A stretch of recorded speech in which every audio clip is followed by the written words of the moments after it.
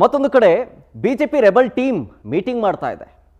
ಯಾವತ್ತು ಅಂತಂದ್ರೆ ಇದೇ ಫೆಬ್ರವರಿ 20 ಇನ್ 3 ಡೇಸ್ ಫೆಬ್ರವರಿ 20ನೇ ತಾರೀಕು ಬಿಜೆಪಿ ರೆಬಲ್ ಟೀಮ್ ಒಂದು ಮೀಟಿಂಗ್ ಮಾಡ್ತಾ ಇದೆ.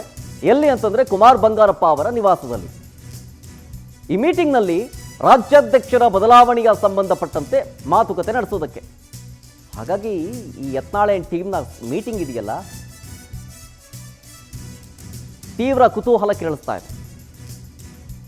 ಈಗಾಗಲೇ ಹೈಕಮಾಂಡ್ ಮೇಲೆ ರೆಬಲ್ ಅಂಡ್ ಟೀಮ್ ಒತ್ತಡ ಹಾಕ್ತಾ ಇದೆ. ಸೊ ಹಾಗೆ ಈಗ ಇನ್ನು 3 ದಿನದಲ್ಲಿ ನಡೆಯುವಂಥ ಮೀಟಿಂಗ್ನಲ್ಲಿ ಏನೇನು ಚರ್ಚೆ ಆಗುತ್ತೆ ಅನ್ನೋ ಕುತೂಹಲ.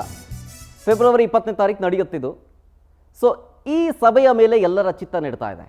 BSY ಜೊತೆಗೆ ಗುರುತಿಸಿಕೊಂಡವರು ಭಾಗಿಯಾಗೋ ಸಾಧ್ಯತೆ ಕೂಡ ಇದೆ.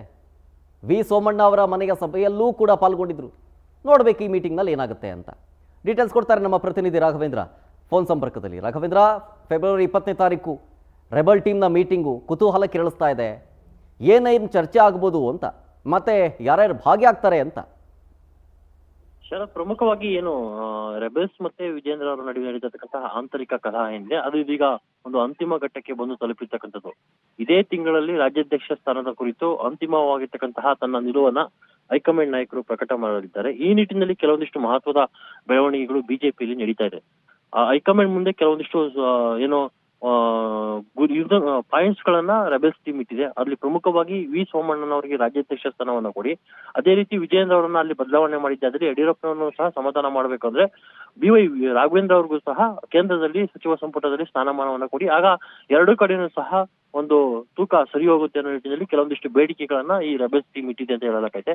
ಯಾಕಂದ್ರೆ ಮೊನ್ನೆ ದೆಹಲಿಯಲ್ಲಿ ಸೋಮಣ್ಣನವರ ನಿವಾಸದಲ್ಲಿ ಪೂಜೆ ಕಾರ್ಯಕ್ರಮದಲ್ಲಿ ಭಾಗಿಯಾದಂತ ಸಂದರ್ಭದಲ್ಲಿ ಕೆಲವೊಂದಿಷ್ಟು ಮಹತ್ವದ ಸಭೆಗಳನ್ನು ನಡೆಸಿ ಈ ತೀರ್ಮಾನವನ್ನ ಕೈಗೊಂಡಿರ್ತಕ್ಕಂಥದ್ದು. ಶತಾಯಗತಾಯವಾಗಿ ವಿಜಯೇಂದ್ರ ಅವರನ್ನ ರಾಜ್ಯಾಧ್ಯಕ್ಷ ಸ್ಥಾನದಿಂದ ಕೆಳಗಡೆ ಇಳಿಸಲೇಬೇಕಂತ ಹೇಳ್ಬಿಟ್ಟು ಪಣವನ್ನ ತೊಟ್ಟಿರ್ತಕ್ಕಂಥದ್ದು ರೆಬೆಲ್ಸ್ ಟೀಮ್. ಹೀಗಾಗಿ ವಿಜಯೇಂದ್ರ ಅವರನ್ನ ಕೆಳಗಡೆ ಇಳಿಸಿದ್ದಾದಲ್ಲಿ ಯಡಿಯೂರಪ್ಪನವರ ಕುಟುಂಬಕ್ಕೆ ಯಾವುದೇ ರೀತಿ ಅನ್ಯಾಯ ಆಗೋದು ಬೇಡ. ಆಗ ಲಿಂಗಾಯತ್ ಸಹ ಮುನಿಸ್ಕೊಳ್ಳೋದಿಲ್ಲ. ಇತ್ತ ಸೋಮಣ್ಣನವರನ್ನ ರಾಜ್ಯಾಧ್ಯಕ್ಷನಾಗಿ ಆಯ್ಕೆ ಮಾಡಿ, ಜೊತೆಗೆ ಅಲ್ಲಿ ರಾಘವೇಂದ್ರ ಅವರಿಗೆ ಸಚಿವ ಸ್ಥಾನವನ್ನ ಕೊಡಿ ಅನ್ನೋ ಒಂದು ಬೇಡಿಕೆಯನ್ನ ಇಟ್ಟಿದೆ. ಇದನ್ನ ಯಾವ ರೀತಿ ಸ್ವೀಕಾರ ಮಾಡುತ್ತೆ, ಇದನ್ನ ಯಾವ ರೀತಿ ತಂತ್ರಗಾರಿಕೆಯನ್ನ ಮಾಡಿ ಯಶಸ್ವಿ ಆಗುತ್ತೆ ಹೈಕಮಾಂಡ್ ಅನ್ನೋದನ್ನ ಕಾದ್ ನೋಡ್ಬೇಕಾಗಿದೆ. ಇದು ಒಂದು ಭಾಗ. ಆದ್ರೆ ಇನ್ನು ಇದೇ ನಾಳೆ ಎಲ್ಲ ನಾಡಿದ್ರೆ 20ನೇ ತಾರೀಕು ಮತ್ತೆ ರೆಬೆಲ್ಸ್ ಟೀಮ್ ಚರ್ಚೆಯನ್ನ ಮಾಡೋದಕ್ಕೆ ಸಭೆಯನ್ನ ಸೇರ್ತಾ ಇರ್ತಕ್ಕಂಥದ್ದು. ಇದೇ ಕುಮಾರ್ ಬಂಗಾರಪ್ಪ ಅವರ ನಿವಾಸದಲ್ಲಿ 20ನೇ ತಾರೀಕು ಸಭೆ ನಡೆಸ್ತಾರೆ. ಆ ಸಭೆಯಲ್ಲಿ ಪ್ರಮುಖವಾಗಿ ರಾಜ್ಯಾಧ್ಯಕ್ಷರ ಬದಲಾವಣೆ ವಿಚಾರಕ್ಕೆ ಸಂಬಂಧಪಟ್ಟಂತೆ ಒಂದು ಅಂತಿಮವಾಗಿ ಈ ರೆಬೆಲ್ಸ್ ಟೀಮ್ ತೆಗೆದುಕೊಳ್ತದೆ ಅಂತ ಹೇಳಲಾಗೈತೆ. ಹೀಗಾಗಿ ಅವತ್ತು ಕೆಲವೊಂದಿಷ್ಟು ಮಹತ್ವದ ನಾಯಕರು ಸಹ ಭಾಗಿಯಾಗುವ ಸಾಧ್ಯತೆ ಇದೆ. ಯಾಕಂದ್ರೆ ಇಲ್ಲಿ ಯಾರು ಸಹ ಅಧಿಕೃತವಾಗಿ ಕೆಲವೊಂದಿಷ್ಟು ನಾಯಕರು ಭಾಗಿಯಾಗ್ತಾ ಇರಲಿಲ್ಲ. ಅವತ್ತು 20ನೇ ತಾರೀಕು ಕೆಲವೊಂದಿಷ್ಟು ನಾಯಕರು ಭಾಗಿಯಾಗ್ತಾರೆ ಅಂತ ಸಹ ಹೇಳಲಾಗೈತೆ. ಅಲ್ಲಿ ಸೋಮಣ್ಣನವರು ಭಾಗವಹಿಸ್ತಾರೆ ಅನ್ನೋದ್ರ ಬಗ್ಗೆ ಸಹ ಸಾಕಷ್ಟು ಕುತೂಹಲ ಇದೀಗ ಎಡೆ ಮಾಡಿಕೊಟ್ಟಿರ್ತಕ್ಕಂಥದ್ದು. ಶರತ್, ಥ್ಯಾಂಕ್ ಯು ರಾಘವೇಂದ್ರ ಡೀಟೇಲ್ಸ್ಗಾಗಿ.